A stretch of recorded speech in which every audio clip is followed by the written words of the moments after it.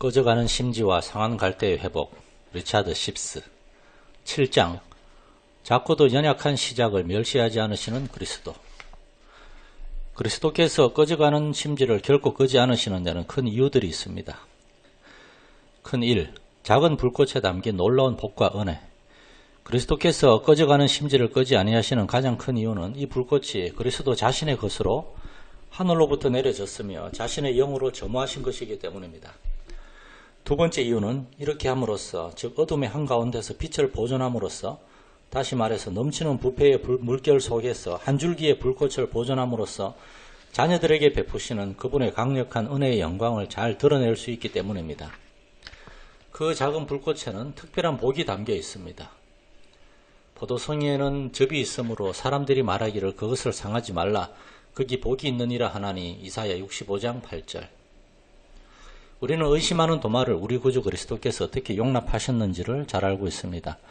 도마에게 이르시되 내 손가락을 이리 내밀어 내 손을 보고 내 손을 내밀며 내 옆구리에 넣어보라. 그리하여 믿음 없는 자가 되지 말고 믿는 자가 되라. 요한복음 20장 27절.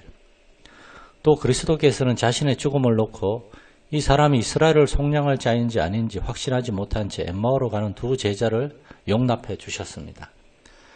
그리스도께서 베드로 안에서 꺼져가는 그 작은 불꽃을 끄지 않으셨기 때문에 베드로는 비록 예수님을 부인했지만 그리스도께서 베드로를 부인하지 않으셨습니다. 복음서에서 한 나병 환자는 예수님을 향해 주여 만약 당신이 원하시면 저를 깨끗하게 하실 수 있나이다 라고 외쳤습니다. 또 어떤 사람은 주여 만약 하실 수 있거든 이라고 외쳤습니다. 두 사람 모두 꺼져가는 심지와 같았지만 예수님은 어느 한 사람도 거절하지 않고 모두 받아주셨습니다. 만약 그리스도께서 자신의 위엄만 나타내셨다면 확신 없이 만약이라는 단서를 달고 찾아온 두 사람은 분명히 거절당했을 것입니다. 그러나 그리스도께서는 그 나병 환자의 만약이라는 조건에 내가 원하느니라는 은혜롭고도 무조건적인 대답을 베풀어 주셨습니다. 오랫동안 혈루병을 앓던 가련한 여인은 떨리는 손으로 예수님의 옷자락을 살짝 만지기만 했을 뿐이었는데도 병이 나았으며 평안히 돌아갔습니다.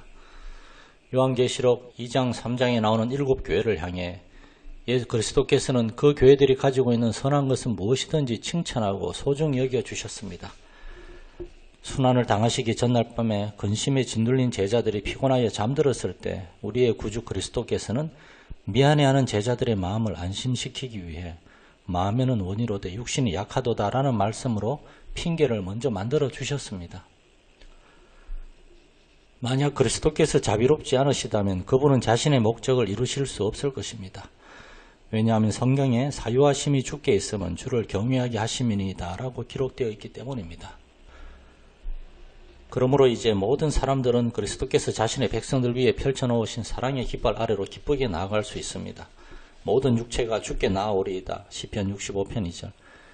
그리스도께서는 자신이 지으신 그 영과 혼이 자기 앞에서 피곤해하지 않도록 관용과 자애로운 돌보심을 베풀어 주십니다. 성경은 기록하기를 그리스도께서 사람들이 먹을 것이 없는 것을 보고 그들이 길에서 기진할까 하여 그 마음이 동정으로 가득 찼다고 했습니다. 하물며 우리의 영적인 기갈을 미연에 방지하는 데 그리스도께서 얼마나 많은 관심을 가지시겠습니까? 큰 2. 작은 불꽃을 소중히 다루시는 그리스도. 우리는 여기서 그리스도의 거룩한 본성과 인간의 부정한 본성은 서로 반대되는 성향을 가지고 있다는 것을 볼 수 있습니다. 사람들은 그 얼음이 조금만 나도 그것 때문에 불을 꺼버립니다. 그러나 우리가 항상 보는 것처럼 그리스도께서는 아주 하찮은 시작까지도 소중히 여기고 지켜주십니다. 그리스도께서 미련한 제자들의 여러 가지 불완전함을 얼마나 잘 참아주셨던가요? 만약 그리스도께서 제자들을 통렬하게 책망하셨다면 그것은 제자들을 사랑하는 마음에서 그렇게 하신 것이며 또 그들이 더욱 밝게 빛을 발하도록 하기 위한 것입니다. 우리가 우리 구주로 소망하는 예수 그리스도의 이런 모본 이외에 어디에서 우리가 따라야 할 더 좋은 모본을 발견할 수 있겠습니까? 믿음이 강한 우리는 마땅히 믿음이 약한 자의 약점을 담당하고 로마서 15장 1절. 내가 여러 사람에게 여러 모양이 된 것은 아무쪼록 몇 사람이라도 구원하고자 함이니 고린도전서 9장 22절. 영혼을 얻고자 하는 이런 간절한 마음이 더욱더 많은 사람들의 가슴 속에 있다면 얼마나 좋을까요? 우리가 생각하건대 격려의 부족 때문에 얼마나 많은 사람들이 실족하였던가요?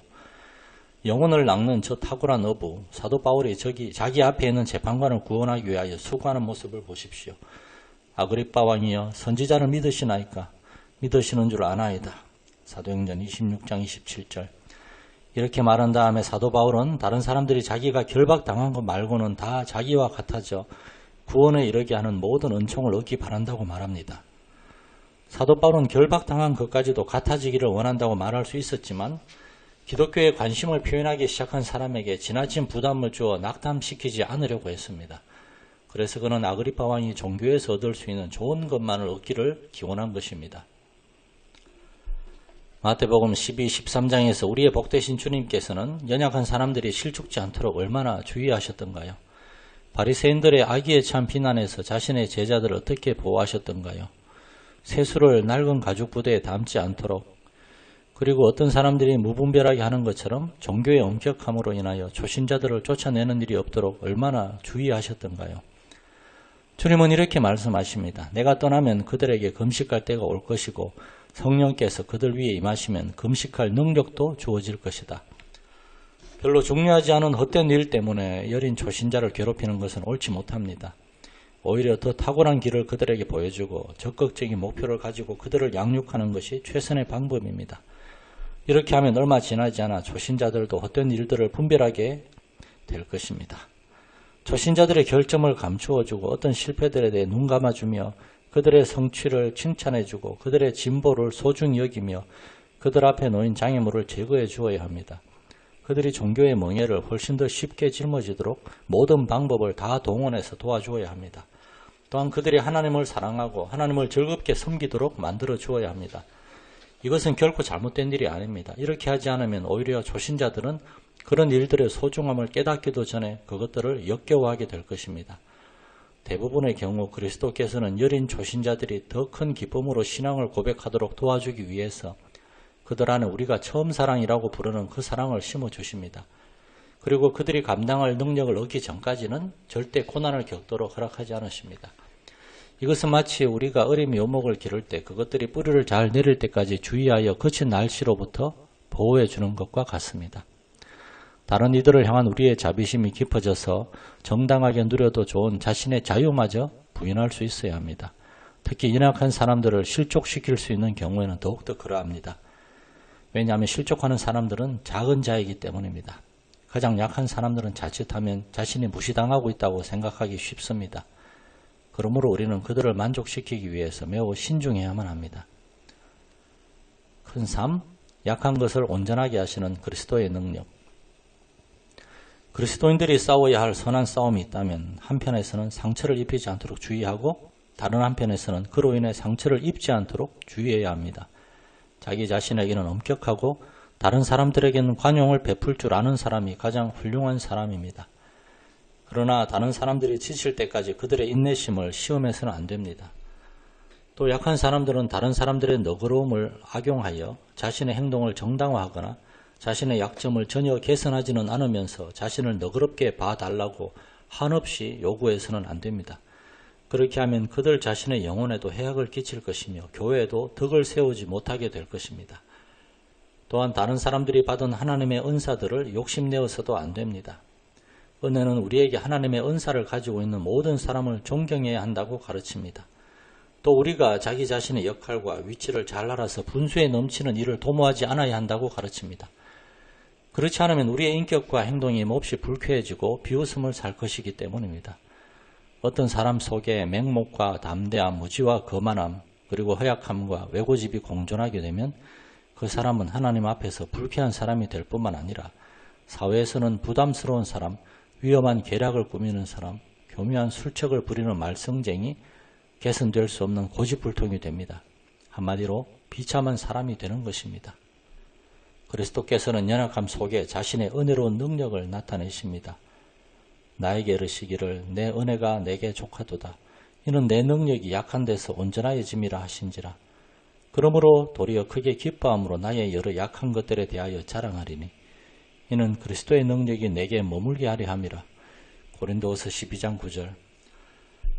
그리스도께서는 사람들로 하여금 자신의 참모습을 직시하고 진정으로 겸비하게 되어 자신과 같은 사람들에게도 사랑을 베풀어 주신 하나님을 찬미하게 하십니다. 그리스도께서 그렇게 하시는 것은 사람들이 연약함 때문에 좌절하는 것을 방지하기 위함입니다. 그리스도께서는 부패한 본성을 부추겨서 교만하게 만드는 조건이나 육신의 강함보다는 오히려 연약함이 영혼을 가난하게 만들어 사람을 은혜로 더 가까이 이끈다는 것을 잘 알고 계십니다. 그러므로 육신이 약하다는 이유로 그리스도께서 거절하시는 사람은 아무도 없습니다. 그리스도께서 이와 같이 행하시는 이유는 아무도 낙심하지 않도록 하기 위해서입니다. 그리스도께서는 어떤 사람이 위대하다는 것 때문에 그 사람을 받아주시는 법이 없습니다. 이는 그 누구도 하나님께는 매우 보잘것없이 여겨지는 어떤 것으로 스스로 교만해지지 않도록 하기 위해서입니다. 그리스도께서 어떤 사람을 교사로 부르실 때에는 그 사람이 얼마나 영리한가는 전혀 중요하지 않습니다. 그리스도께서는 무엇을 이해해야 하는지를 정해 주실 뿐만 아니라 가장 어리석은 사람에게도 이해력을 주는 분이시기 때문입니다. 교회는 약한 사람들 때문에 많은 고통을 당합니다. 그러므로 우리는 그들을 다루는 방식에 변화를 줄 수도 있습니다. 즉 온유하게 다루는 것만큼 자주 직선적으로 다룰 수도 있다는 것입니다. 진정한 사랑의 목적은 당사자를 좀 더 낫게 만드는 것인데 그것을 자꾸 감추고 은근하게만 대하기에 빈번히 그 목적이 성취되지 못합니다.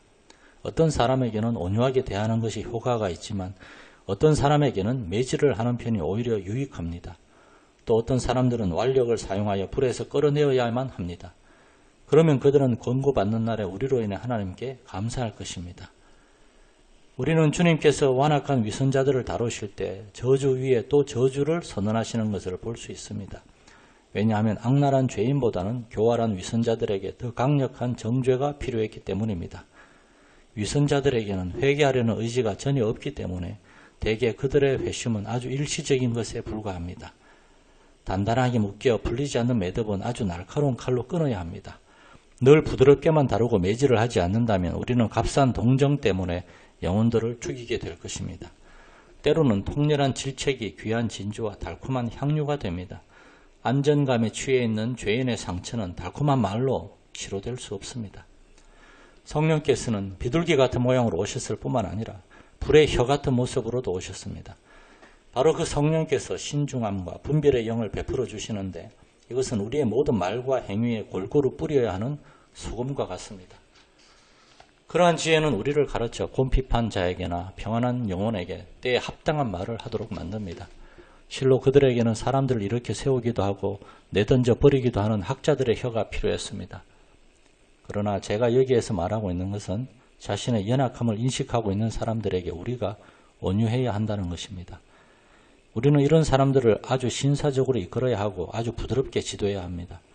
마치 옛날 야곱이 가축을 몰 때 가축이 따라올 수 있는 속도를 유지하고 자기 자녀들이 감당할 수 있을 정도의 속도로 진행해 나갔던 것처럼 말입니다. 연약한 그리스도인들은 마치 유리그릇과도 같아서 부드럽게 다루면 오래 가지만 조금만 거칠게 다루면 상처를 입고 맙니다. 더 연약한 그릇이야말로 우리가 정말로 부드럽게 다루어야 할 대상입니다. 그렇게 하면 우리는 그들을 보존할 수 있을 뿐 아니라 그들을 교회와 우리 자신에게 유용하도록 만들 수 있을 것입니다. 건강하지 못한 몸에 있는 나쁜 체액들을 한꺼번에 다 제거해버리면 오히려 생명을 잃게 됩니다.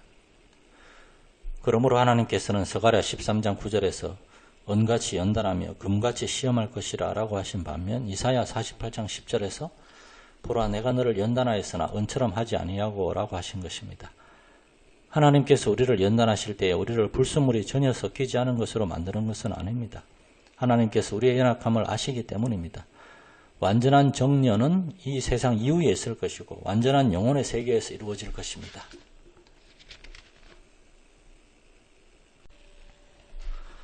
꺼져가는 심지와 상한 갈대의 회복.